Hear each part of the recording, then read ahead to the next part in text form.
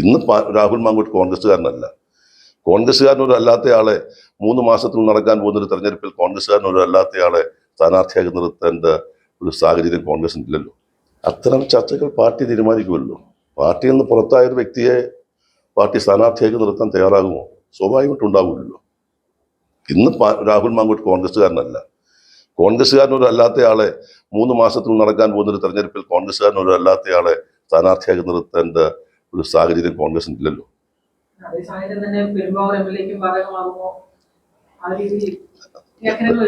രാഹുൽ മാങ്കൂട്ടത്തിന്റെ കാര്യത്തിൽ നമുക്ക് നിർത്താവുന്നത്.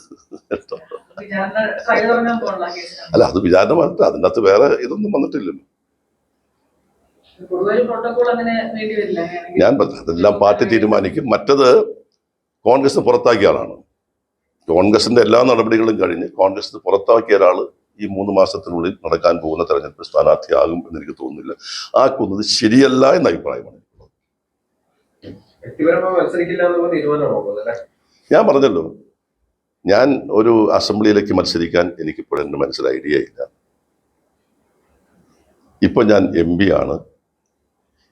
ഒരു തെരഞ്ഞെടുപ്പ് വരുമ്പോൾ MP മാർ അസംബ്ലിയിലേക്കും MLA മാർ പാർലമെന്റിലേക്കും പോയി വീണ്ടും ഉപതെരഞ്ഞെടുപ്പ് ഉണ്ടാകുന്ന പ്രവണത, അങ്ങനെ ഒരു തെരഞ്ഞെടുപ്പ് ഉണ്ടാകും ശരിയല്ല. അല്ലാതെ തന്നെ ജയിക്കാനില്ല. കഴിഞ്ഞ ചില സാഹചര്യങ്ങളാണ്. ഇപ്പോൾ ആ സാഹചര്യം കേരളത്തിലെ കോൺഗ്രസിനില്ല, UDF-നില്ല. നല്ല അനുകൂലമായ രാഷ്ട്രീയ സാഹചര്യം നിൽക്കുന്നു. നല്ല സ്ഥാനാർത്ഥികൾ നിർത്തിയാൽ നല്ല ഭൂരിപക്ഷത്തോടു കൂടി വീണ്ടും അധികാരത്തിൽ വരാൻ UDF-ന് കഴിയും. അതുകൊണ്ട് മറ്റൊരു പരീക്ഷണത്തിന് ഇപ്പോൾ പാർട്ടി പോകുന്നത് ശരിയല്ലെന്ന് അഭിപ്രായം.